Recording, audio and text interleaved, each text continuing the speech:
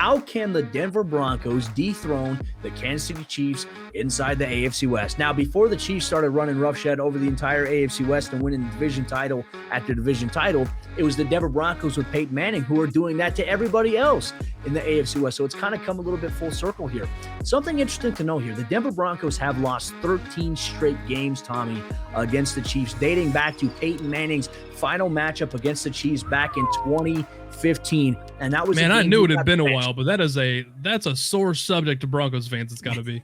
No, it really is. And Denver came close in Patrick Mahomes' really debut primetime game Monday Night Football. Case Keenum missed Demaryius Thomas on a cover 2 fade route, overthrew the ball a little bit. That would have ended the game there. Ever since then, Denver's been really trying to play catch up. And I think in 2021, Denver was the closest they had ever been. I think defensively, they had the formula to slow down and play well against the Kansas City Chiefs here. And here's one thing I want to pinpoint. Can the Broncos defense play against the Chiefs in 2022 the way they did in 2021? There is a big difference from Vic Fangio and the defensive mind that he has now to a first-year defensive coordinator with Ejiro Evero coming in, and obviously Dom Capers will be part of the Broncos defensive staff. They're retaining Christian Parker as the secondaries coach, but there's a lot of new coaches here on the defensive side of the ball for Denver, and for a first-year DC, there's going to be some questions, and hey, it's going to be a challenge going against some of these offenses here inside the AFC West, in particular the Kansas City Chiefs. Now, in 2021, here's what the Broncos did, okay? This was on December 5th, 2021. The Broncos defense held Patrick Mahomes to 15 of 29 passing and 51% completion percentage, 184 yards, 0 touchdowns, and 1 interception, and a 57.3 quarterback rating, which was one of the lowest of his career. That's a very un-Mahomes-like stat line. We never expected things like that. And then in the regular season finale, because the Chiefs had something to play for positioning, on January 8th, 2022, 27 of 44, 61% completion percentage, 270 yards, and 2 touchdowns. Really just capitalizing on a couple of deep throws, but then really just dinking and dunking it, finding guys like McCole Hardman, Travis Kelce in certain situations here. Denver has a defense that is intact, in my opinion, to be able to compete with Kansas City. You have Patrick Surtain II, who's emerged as a budding star in the NFL. Ronald Darby on the opposite side. In free agency, they go out and they get K'Wan Williams. They bring back Kareem Jackson. They have Justin Simmons locked up. They have Caden Stearns, who's going to have an expanded role. And they bring back Josie Jewell, who missed a majority of last season with a torn pectoral muscle. But then they go out in free agency. They add DJ Jones on the defensive interior from the San Francisco 49ers. They go out and they add Randy Gregory at the pass rusher position opposite of Bradley Chubb. And then they have depth guys like Jonathan Cooper, Malik Reed, who they just brought back.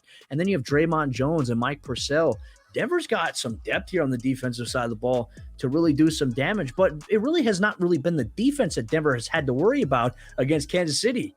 It's been their offense. Well, Tommy, what's new with the Broncos offense here in 2022? A lot's changed, and it all starts at the quarterback position. That is the addition of Russell Wilson in that big blockbuster move that we saw take place. You did lose Noah Fant in the process, but I think you're okay with that. If you're a Broncos fan, you can change out Drew Lock for Russell Wilson. Like last year, there was a competition between Lock and Teddy Bridgewater. Was there one really? I don't necessarily think so. It seemed very much like a Teddy Bridgewater job from the get-go, and honestly, you can't find a more different quarterback than what Russell Wilson can bring. He is a perennial all-pro style quarterback, and honestly, last year, the only reason he had a bit of a down year was because he came back a little bit too soon from a finger injury, and he admitted that himself. A fully healthy Russell Wilson is a top 8 quarterback in the league, and that's being conservative. He's pretty much as good as it gets out there, and the biggest thing, like, this brings a consistency to the Denver Broncos offense. Like, you still have Javonte Williams in this backfield, who could be one of the best running backs in the NFL. He's absolute wrecking ball back. They don't have to bring back Melvin Gordon.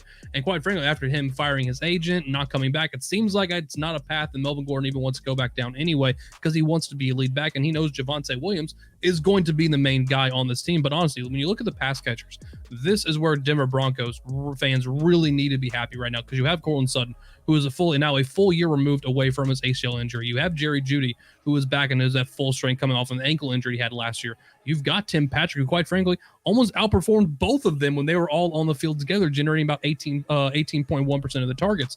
You've got everything in place, not to mention another move tight end in Albert Okwuegbunam, who can do the exact same thing that Noah Fant did. Like, you're not taking a step back in any single category, and you can see Courtland Sutton turn into Russell Wilson's version of DK Metcalf. When you can look at some of their numbers, like last year, DK Metcalf had 34% of the air yards, 1,764 in total with 12 touchdowns in his time with Russell Wilson. We look at Courtland Sutton, 34% of the air yards, exactly the same, 1,756 air yards, so just 8 yards shorter, but it's just the 2 touchdowns. That's the biggest issue. If we all of a sudden can now convert some of those into scoring opportunities, Courtland Sutton absolutely just blows up. Jeudy kind of works more of that, Tyler Lockett kind of role on the outside.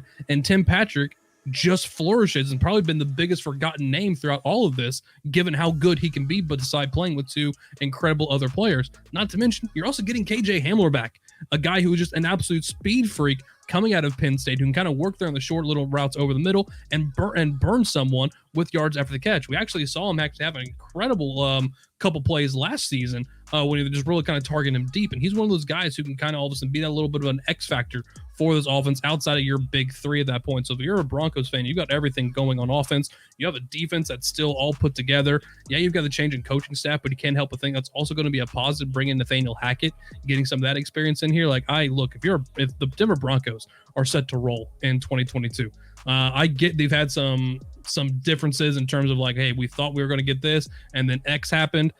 Russell Wilson came in and changed the culture, and that's the biggest thing the Denver Broncos needed from the top down, for a team that's also sitting here trying to sell themselves right now. They're trying to actually change ownership. Like, the evaluation of the Denver Broncos could not be any higher, both on the field and off the field. It's guns up right now for the Denver Broncos in 2022.